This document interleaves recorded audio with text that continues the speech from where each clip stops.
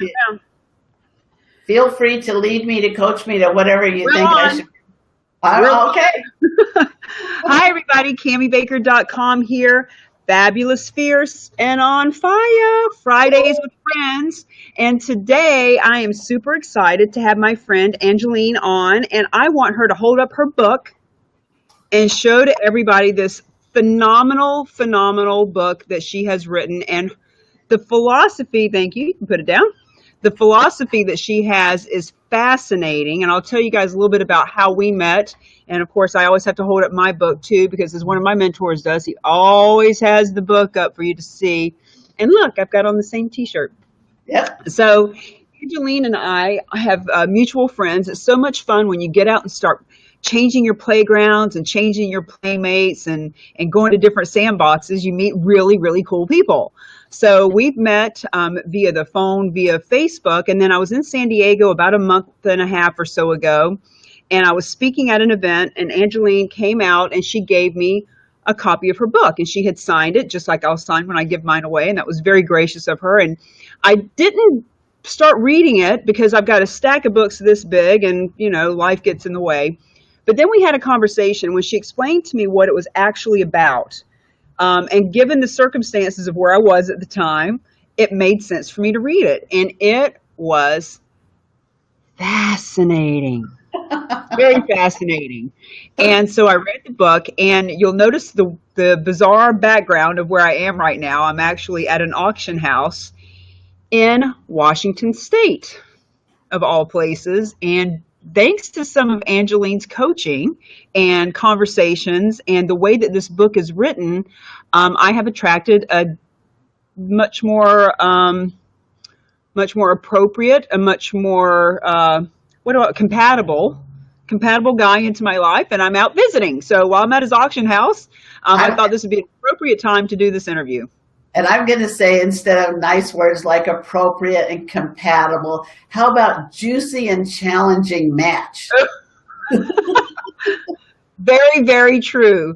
Juicy and challenging, and makes me want to step up, step out, and step into a new way of being. Someone that can pull forth my greatness is something that I've been lacking. There's no doubt about it. Yes. And so that's a beautiful realization. So Angeline, tell us a little bit about your book and how you came up with this beautiful way of the 12 manimals, so that we can all be able to recognize the man that we are looking for. Okay. So I have been helping women my whole life since I was 16, and I started dating, and all my girlfriends started asking me, where are you finding these guys? We're not finding any guys like you're finding. Where are you finding these good guys? And as soon as I'd break up with one, then they'd want to go out with them. Well, gradually over the years, as I'm trying to tell women how to recognize a good man and where to find them, a friend of mine who'd been married and divorced and really cute as you, and she's telling me the same thing. I can't find any good men. I said, okay, well, I'll help you. And so we went out to a singles bar, and I said, you know, look around. It's kind of a dim room. That's back when people used to smoke. I said, look around and tell me, who do you feel attracted to? So she looks around and she says, well, that guy over there. And I'm dead on serious. I'm like, I can see he's trouble from here. And she's like, what do you see? And it is the first time that I understood that other women couldn't see the same thing I could see. And so I started trying to find a way to be able to describe it that would make sense. And if we talk about men, actually the men themselves, we end up talking about, well, like the movie magazines do. They have, you know, sexiest men of the year and all that kind of stuff. And it's all about how they look and whether they've got the six pack and the hair and whether they're romantic and whether they're sexy and all. And it's not about really the real man himself, what drives him, what motivates him, what's his basic character. And so as I was trying to describe to her what you want to look for, and I'm saying, well, you want to for sure look for a man who's, you know, masculine and someone who is inclusive, who in wants to include people, not that's, causing problems and pushing them away. And you want a man who's friendly. And I realized I was talking about my dad. My dad's a great, great man. And the image of a gorilla came wandering through my mind. And I said, so kind of like a gorilla. And I actually didn't know at that time all the things I now know about gorillas. So it's my personal belief. I was guided, I was inspired to come up with gorilla as an image because they're amazing, very family oriented, leader of his tribe, takes care of them, actually plays with the kids, great, great person. So I started describing the men to look for as a gorilla, and women got it. It made sense. They could then see past the surface of a man and actually start looking at the character, what drives and motivates him. And then when I got together with my husband, which is a second marriage for me, and sometime we could talk about my first marriage and what I did wrong and what I learned through that experience. But anyway, my husband is not a gorilla, and gorillas are what I'm attracted to. And he said, well, so I'm not a gorilla. What am I? And my husband is not macho. And my husband is elegant. My husband is, he's an artist, and he's an artist in how he approaches life. And he's a loner, and he's more handsome than average. Of course, I would think that, but he truly is. And in my mind, I saw this sleek black panther going through the jungle, and I said, well, let's say that you are a panther. And so I started using those two images with women, and then more women started asking me more questions, and it's my belief that I received divine guidance and came up with all 12 of these. So there are 12 men, and it's all based on what drives them, what motivates them, what do they do that makes them feel good about themselves. But the fun thing is, women want a certain kind of man. And that whole business about men are from Mars and women are from Venus. Well, there's a lot of wisdom in that. There's good stuff in that book. I wouldn't tell anybody not to read it. But it kind of makes it seem like there's one kind of men. Well, there's not. Men, there's a unique enough mix in every man as there is in every woman. And women, each woman is looking for a certain combination, because every man is a combination of the 12 types. And every man is a certain combination. So for example, Cami, may I use you as an example? Absolutely. So Cami took my quiz, and several times actually, and several different versions of it. And she realized that her ideal man is a combination of gorilla, loving, a leadership kind, non-judgmental, non-critical, includes other people, and monkey.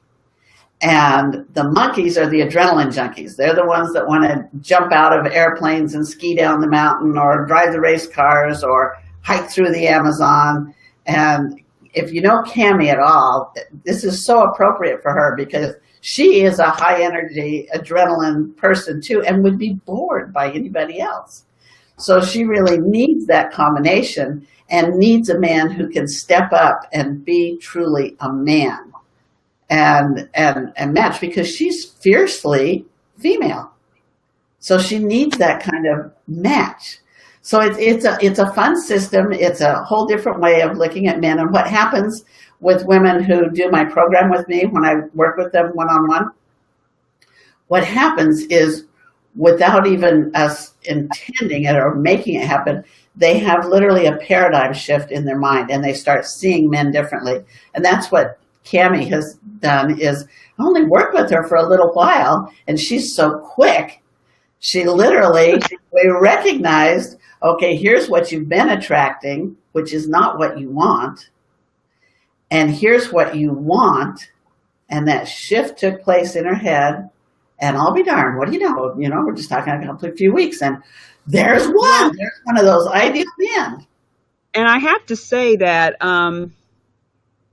it was a shift of energy, of perception, because this particular guy whose auction house I'm in right now, when we did the quiz, when I quizzed the typical guy that I have gone out with for many, many times over the years, just doesn't have any of the qualities that when I say what I want in a man. And then there was another one recently that had a lot more of those qualities, but had a lot of something that Angeline calls rat and crab. Rat and crab. So there's 12 different categories of men that of traits, you know, and the crab and the rat are, I mean, you think about that, the rat, you know, and this one last guy was just full of rat, which was deceit and hiding and rats blame. They blame. They don't take accountability. Not taking responsibility. Just horrible. Tons of rat. So so when I met this new guy, I did the little quiz on him. Absolutely no rat. And when we did my quiz, and the gorilla and the monkey came out. This guy's full of gorilla and monkey. And then there's another quiz that Angeline has on top of all that called the maturity quiz. Right. So at the end of the day, what is their maturity level? Because she has something called a pit bull and a rhino and different ones that, if they're really immature, can be a really bad thing, a very possessive, aggressive. I mean, imagine a pit bull. It sounds very aggressive and tenacious, but if it's mature, then it's a protector and secure and all that type of thing. And so it really depends. And so this guy that I've gone out with is a 99 on a scale of 100 up to 100 with maturity. So you know, when I first met him, I wasn't thinking, like I wasn't looking for that. But then when I did the quiz, I was like, oh, okay, so there's been a shift in my energy that I was able to even bring that into my existence. And it's funny, you talk about the adrenaline thing, because if you look on the back wall back there, that's the hood off of his race car up right there. Right there. That's the hood of the race car. When it wrecked, they put the hood of the race car up on the wall. Yeah, a little adrenaline junkie. So tell everybody what type of woman you typically like to work with. In other words, what does your avatar lady look like when she comes to you? Where's she at in her life? Okay. Somewhere usually between the age of 30 and 60. She's single. She may have been married before. She's definitely had some bad experiences with men, maybe had an over-controlling or abusive father also. And at this point in her life, what she's most likely to say to me is, I'm not looking for a man. I don't need one. I don't want one. Been there, done that, bought too many t-shirts. I don't need a project to work on. I've worked hard. I've built my own career up. I can take care of myself. And that's what she'll say. Underneath that, in her vulnerable heart, she, like everybody in this world of human beings, because we're all social animals, wants someone to love and someone who loves her. But she doesn't believe that those unicorns exist. And so when I start talking, like, I don't know if you remember me talking with you about this too, Cami, but initially when I start saying, what if you could actually find a man who is honest, who's respectful of you, who's supportive of you growing and doing the things you want to do, who's fun to be with, who is loyal, not a cheater, who is, your friends are going to like him too, who, all these things. And what if you could do that and not have to go through online dating and not have to go to all these mix and mingle things to find, what if you could actually even attract somebody like that and your radar would be able to just naturally find him? And they're saying to me, well, yeah, if that's possible, but really there are no unicorns out there. But in my program, what I absolutely know, 100% of the women I work with improve their relationships, change the way they relate to men. 100 of them, 100%. Well, and it's not even just about their personal relationship with a significant other. It's their relationship with all men and the way that they see them and who they're attracting in all aspects. Yes. Actually, I'm working with two different women right now, and what they're noticing is their relationship with their adult sons has changed, so that they're able to relate with them in a more mature way. And they're finding that, I'll be darned, he's relating more maturely to them. It shifts the way you see men. Awesome. Well, I know that I've enjoyed it, and you know, in your book that I finished, you also talk about different excuses that women make about, well, you know, I don't want him to see that. There's all kinds of, I don't want to be with somebody that's going to see me without my makeup on every day, or I don't want to start to share my money or pool our money together, or I don't want to give up control. Like, there's all these statements that you've heard women say, and I can tell you, I've said all of them. Yeah. Yeah.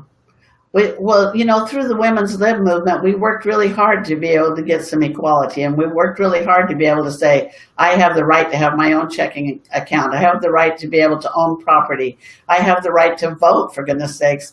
I mean, we've made a whole lot of progress in some ways, but the problem is, along the way, what a lot of us did is we saw this power, self-control, self-ownership, self-sufficiency model of men, and we stepped into that and didn't know how to hang on to our female power, because it's a totally different kind of power, and be able to take care of ourselves truly and be self-sufficient and own our space and say, you know, I'm not going to put up with you acting this way or that way or whatever, and do it from a female place. It's a totally different kind of power. I saw some research recently, and it was talking about when they add women to the board of a corporation, it changes the energy throughout the company. Because women, we have a totally different kind of energy. And we need to own and respect and honor that energy in our relationship with men, so that we can truly draw to us that ideal companion and build that wonderful relationship. Because my program is not just about dating and finding the man. It's about truly building a long-term, juicy love affair. Well, I know for me, you know, I've been fighting the good fight alone for years, and always looking out for number one, and being the breadwinner, and not ever wanting to, you know, I'm really quick to pick up the tab and not be seen as a gold digger or any of that kind of stuff. And so I've just had all this really independent mindset. But you know what? I'm 48 years old, and I feel like I got another 40 good years in me. I'm just getting started. But I'm at a place where I'm mature enough that I look back and I can honestly say that one reason I'm not further ahead in life that I could be is because all the different dating and all the different moving and all the different starting different businesses and everything has had its level of fun and excitement, but it's kept me from focusing my eyeglass in one spot and actually catching fire. Right. And, you know, it is my desire now to have a relationship and to be with someone that challenges me, that makes me want to be more, that makes life fun, and that keeps me centered and focused while I keep him centered and focused. I see that partnership now being a benefit, and frankly, I haven't really seen that in the past. So, and that shift has come a lot since I've talked to you, surprisingly. So, you know, not that it's surprising that you do great work. I'm surprised for me because, you know, the only thing that I have to compare it to is me. And I've been a pretty hard case over the years. You know, I've been your typical AAA dominating female personality my whole life, and so to actually even want to be in a relationship where I don't call all the shots, right, is scary. But at the same time, I can see the benefit of it, because when I am calling the shots, I don't always call the best shots, and when I don't have a home base per se, then I'm likely to just, I mean, you guys see me all over the place, you know, the digital gypsy and going to Florida and California and all over the place. And that has its place and it's fun. But it would be nice to have some solid home ground, if you will. So I've been with my husband now for 25 years and married 24. We just celebrated our 24th anniversary. I can absolutely say, oh my goodness, it has been so challenging in so many ways. And it has been so richly rewarding. He's decidedly my best friend. He's my best supporter. When I'm down, he's there for me. When I'm up, he's encouraging me on.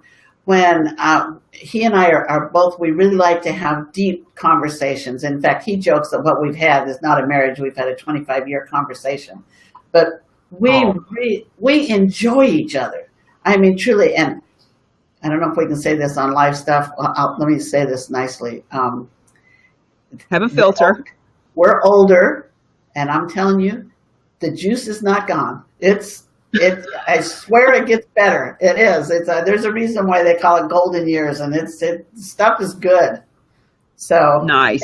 And what I've discovered, here's another little pointer for your listeners, Cami, for our listeners. Hollywood and romance novels and all of that has sold us a bunch of myths. And one of the absolute worst myths out there is that sexual chemistry is the litmus test to tell whether or not he's the right man. So the romance novels would have you believe that, from day one, you're so attracted to him. Foot away, you can feel the heat coming off of him, and you just want to touch him. And the one that always gets me is that you love his scent. Come on, all sweaty men don't smell good. But, they've got all this stuff. And then when you go to bed, because you just can't resist each other, you just rip each other's clothes off. When you go to bed, the first time you're in bed, the first time you're around each other's bodies, the sex is phenomenal. And, you get 7 good times and they're the best ever. And not only that, he's swearing they were the best for him. And this is the decision that how you know he's the right guy. Well, in the first place, it's probably baloney. First time with people oftentimes is not so great. Sometimes you have to kind of learn each other's rhythms and things like that. But it's usually when you're feeling sexual chemistry initially, it's probably pathology. Talk to us about that a little bit.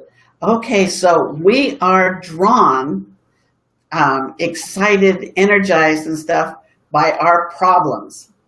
There's a place in us that wants to work out our issues and the challenges and stuff. And so we're drawn to challenging men that are going to actually lead us right into trouble and not be the answer that our mature self is looking for. It's our pathology that's pushing us. And we'll go at, like my friend in that singles bar, picking out the guy that I'm going, 25 feet away, I can see this guy's trouble. She didn't see it because pathologically she's drawn to these challenging, difficult men over and over and over again. She's got this major pattern going on. So people will say, but I want sexual chemistry. Of course you do. It's juicy, good stuff. But here's the truth. If you build a truly healthy, honest, open, authentic, not game playing, none of the rules stuff. If you build a truly honest, open relationship where you respect him for who he is and acknowledge and accept him, and he respects, loves, and adores and cherishes you for who you are, I'm telling you, the sexual chemistry will be there. The more that you're able to be your real self and he can be his real self, it's juicy, wonderful. And that builds long term rather than people say, well, we were so attracted to each other. We just, we were bunny rabbits around each other all the time. And a year later, it's all burnt out. Well, it's because talk to us about what you mentioned in the book about the cortisol, the chemical that gets released during sex. The bonding. Yeah, because I really identified with that. I was like, damn, that's what it is. I'm getting a fix of some kind. Men want to say that women are clinging and always trying to get married and always trying to, tie him down and all this kind of stuff. Although all the studies say that men are actually happier married than single. And in fact, married men are generally happier than married women. And I personally believe that's because those women haven't learned how to manage the female taking care of themselves, making themselves the center of their circles. The first one, they put the oxygen mask on and all that kind of stuff. They haven't learned how to handle that stuff. And so they're not keeping the relationship in balance. But anyway, nevertheless, so during sex, what happens is this hormone called cortisol is released, and it does a bunch of different things. But one of the things it does in women is it makes them think, oh, he might be the one. Oh, let me focus on this one. Oh yeah, I think, and we get all these illusions in our mind of, we start blinding ourselves to some of the stuff that's actually there that is not what we want, but we're going to ignore that because I feel so bonded. I feel so connected. He's the one. Well, that's great if you're in a committed relationship, but if he's one of those fly by night and he's going to be gone next week and you're thinking, what did I do wrong? Well, you jumped in with the wrong guy.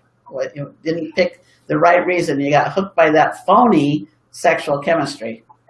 I have another friend who's a dating coach, and she told me about a year ago, she said one of her rules with her clients, or one of the things that she teaches, is 10 dates or 6 weeks at least before you get in bed, because that is going to cloud your judgment.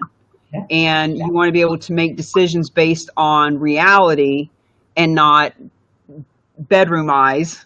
Yes. or the cuddle. And so when I read that about the cortisol, I thought, well, that makes sense, because I would say to her, I'd say, look, I'm an adult. I'll do what I want to do when I want to do it with who I want to do it with, but it's not about that. I can see now that does cloud the judgment. So, yeah. Great insight. And by the way, for our listeners and viewers, one of the reasons Angeline is so awesome at what she does is she has a long history of a fabulous mother who used to take her to all kinds of psychiatry, psychology, self-development, you name it. And even as a teenager and younger, she was sitting in seminars and being taught by her mother all these different kinds of things. So, it's not just been divinely inspired. There's a lot of science behind the things that she talks about. And I find her book fascinating. I find you yummy, delicious, and I'm so glad that we have met and we've become friends. And there's just so much. This just plays into what I talk about all the time. Every time I get interviewed, I was interviewed twice earlier this week, and I have another interview later on this afternoon. And by the way, did I put you in touch with Ralph? I don't. No, Ralph wouldn't be for you, but there's others. He's more of a business kind of a interview. But anyway, every time I get interviewed, people always say, what's that one piece of information that you would give our listeners, that would help them, in my case, with business networking or relationship building? I mean, the fact of the matter is, whether it's business relationships or personal relationships, when we can bridge the humanity gap, it's just human being to human being conversation, right? Yeah. But so they say, well, what's the one piece of advice you would give? And I always go back to change your playgrounds and change your playmates, which is my fun way of saying, who are you spending your time with? Who is it that is influencing you, and or you are influencing them? And the fact that you and I, Angeline, are friends now, and we play in the same sandbox, right? Yes. Because in my story, when people read in my book that I talk about, 17 years ago being an alcoholic, and being full of fear, being full of doubt, hanging around people that did nothing but drink and smoke and drop the F-bomb and had no vision and were negative, certainly weren't supportive. I had to change that playground and the playmates. And then I've done that. I've upshifted my playgrounds and playmates a dozen times over the years. And so I feel blessed that you are in this new playground, because those of us who are sharing this information, it just goes to show there's a new energy swirl of ways of looking at things and making it fun, and really getting to know who we are and what we want in all aspects of life, including finding the perfect man. So, or not the perfect man, but the perfect one for you. Yes. Yes. He's not perfect for everybody, just perfect for you. That's so right. What is that one little piece of information, that one little tip, that one little nugget that you can give the women that are 30 to 60 that are single and saying, there aren't any good men out there? If they're great, they're either taken or gay. That's what they say. I've said it a gazillion times. And so what kind of information would you give them to help? Okay, well, besides going to my website and taking the gorilla quiz so that you can start understanding different men in your life, which will help you. If you actually want to work with me, then I have the Ideal Man quiz that you can take so that you can identify the actual man that you're looking for. But besides that, a basic thing that I would say that would change how you relate to all people is to become curious. Get curious about other people rather than critical. when you see someone, let's say it's a man, since we're talking about dating and all that, when you see a man and he's behaving in a way that you don't understand, why are you acting that way, honey? Why? I don't get why you this. Rather than coming from a place of criticism, come from curiosity. I'd like to understand better. Could you tell me a little bit more about this? I would really, I don't think the same way you do on that issue. And I'd like, I respect you. I'd like to understand why you think that way. How did you get to this point? How did you come to that conclusion? Why did you react the way you did? And it has to be truly non-critical, open curiosity, which then makes it safe for him to be able to share his thoughts and feelings.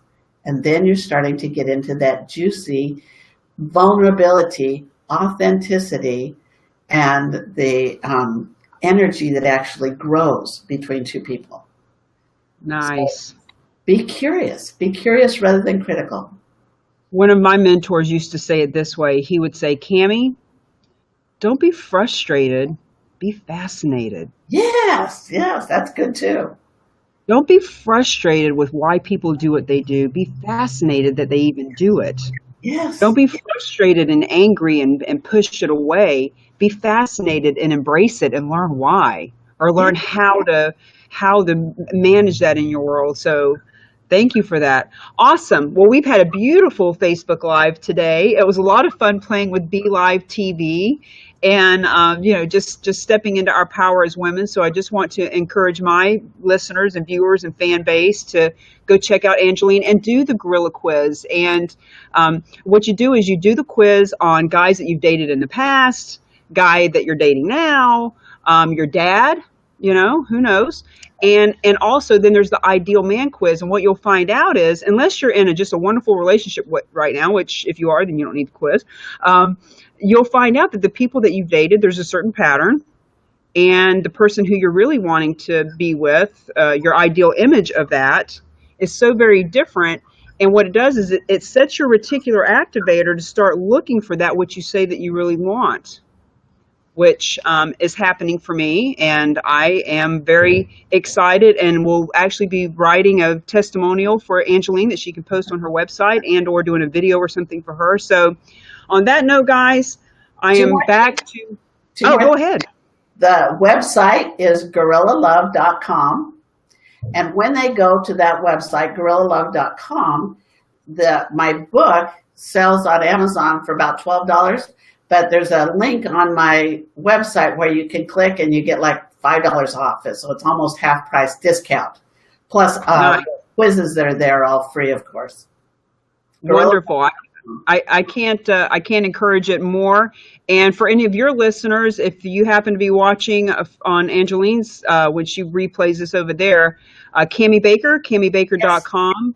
Yes. And if you go to CamiBaker.com/gift, you can get my 3 mistakes that entrepreneurs make that is repelling their referral partners. And, what we do overlaps just a little bit because relationships are relationships. And so the things that I talk about as far as business relationships go are also ways to get our reticular activator looking at people and seeing all communication, conversation, and collaboration in a different way so that we have creation of the impact, income, and influence that we want, as I always say. So on that note, I'm going to bounce off. It was my pleasure to have you on Fabulous, Fierce, and on Fire Fridays with friends. Mwah. Bye. Always a delight, Cami. Bye-bye.